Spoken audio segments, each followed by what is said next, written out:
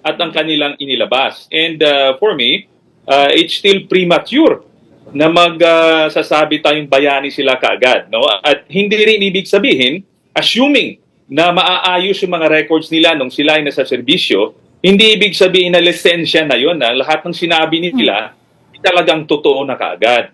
No? So, Ninya, kilala ko yung mga iba dito eh. No?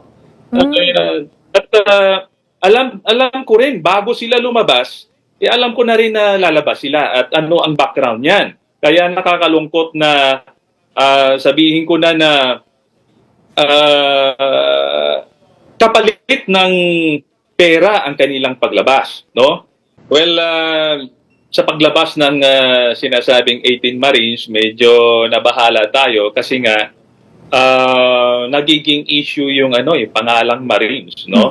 At alam natin na inaalagaan ang reputasyon, ang dignidad at honor ng organisasyon. Mahal namin po yung Philippine Marine Corps and we don't want na masira yung pangalan ng Philippine Marine Corps. Enzo Recto, kalaban ang katiwalian at kasinungalingan, kakampi sa katotohanan at kabutihan.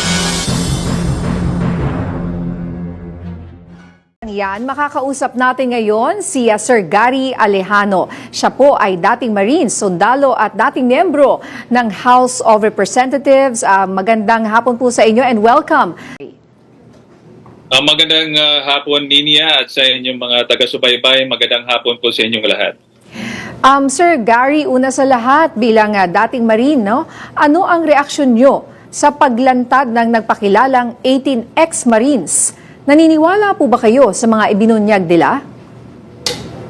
Well, sa paglabas ng sinasabing 18 Marines, medyo nabahala tayo kasi nga nagiging issue yung yung pangalang Marines, no? At alam natin na inaalagaan ang reputasyon, ang dignidad at honor ng organisasyon. Mahal namin po yung Philippine Marine Corps and we don't want na masira yung pangalan ng Philippine Marine Corps. Pero tingnan natin, unang-una, ano bang background ng mga ito, yung lumabas? Ano ang kanilang motivation?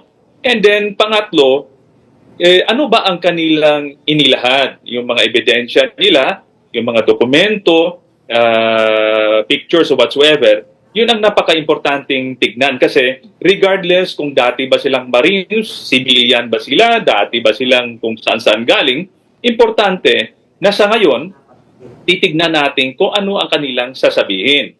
No? And for me, sasabihin nating bayani sila, nakita na natin ang kanilang sinabi at ang kanilang inilabas. And for me, it's still premature na magsasabi tayong bayani sila kaagad. No? At hindi rin ibig sabihin, assuming na maaayos yung mga records nila nung sila ay nasa serbisyo, hindi ibig sabihin na lisensya na yun, na lahat ng sinabi nila talagang totoo na kaagad. No? So, ang gusto natin makita kasi yung katotohanan. No? Makita natin na merong malaking nakawan sa gobyerno at gusto nating makita yon.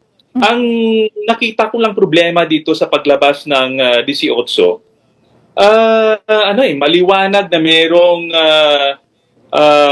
pagmamanipulate for the political ends ng ibang grupo. No? Hindi talaga maliwanag yung intention nila na ilabas yung katotohanan. Ninya, kilala ko yung mga iba dito eh. No? At alam ko rin, bago sila lumabas, alam ko na rin na lalabas sila at ano ang background niyan. Kaya nakakalungkot na sabihin ko na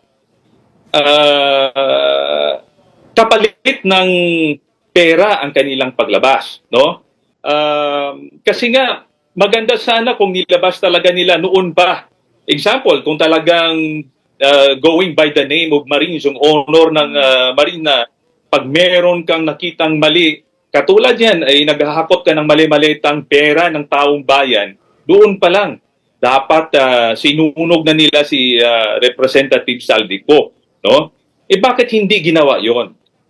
Lumabas lamang ng tumakbo na si Representative Saldico at wala na silang sweldo, doon nagkaroon ng problema dahil wala silang sahod. And in fact, wala namang problema sana yon kasi Marami namang mga dating sundalo, retired na makahanap ng trabaho. Maraming pwedeng pasukan dyan. Ang isang issue lang, malaki kasi ang sweldo dito kay Saldico. At alam ko rin yun na malaki magbigay si Saldico nung bago pa lang pumasok yung iba dyan. Ngayon, ang problema, na-offeran sila ng malaki-laki para sa ilabas ang issue na ito, doon nagkaroon ng problema. No, doon nagkaroon ng problema at hinaluan ng lahat na pati yung ICC, pati yung mga hindi kasama dyan like Representative Laila de Lima. So namadil yung issue instead na maging maliwanag sana na na-realize nila mali talaga ito, na ilabas yung paghahakot ng maleta na ito. Opo. So may halo, nagugulo siya, no? Yun nga po. At sunod-sunod na ang mga kasong isinasampa laban sa kanila. Sa tingin niyo po ba, dapat pati yung tinatawag sigurong handler nila o yung architect nitong mga ito ay dapat kasuhan din? Sa tingin ko kailangan kasi hindi ito basta-basta paglabas ng mga whistleblowers.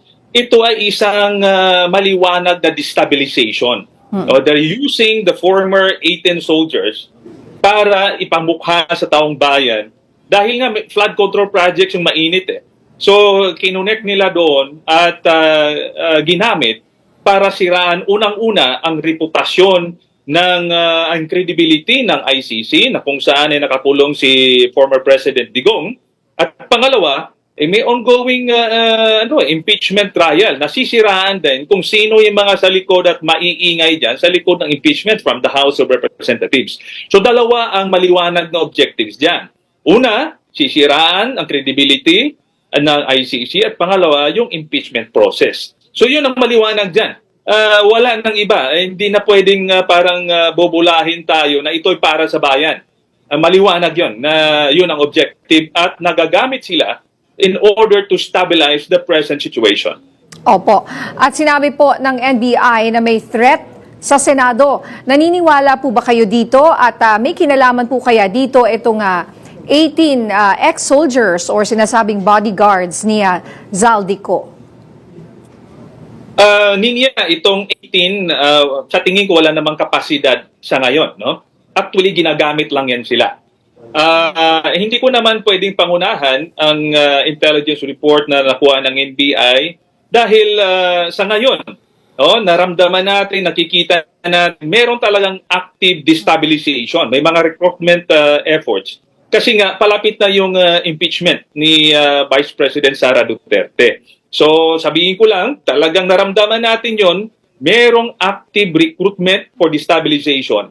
Pero it depends now on the assessment of our law enforcement agencies and intelligence agencies kung gaano kabigat ito. Pero wag nating ibaliwala yan dahil nakita ko yung desperation on the part of the camp of Vice President Sara Duterte. Alright, maraming salamat po, Sir Gary Alejano. Bunyog, bunyog, halikan na kasama ka. Bunyog, kapag buklod ay may pag-asa.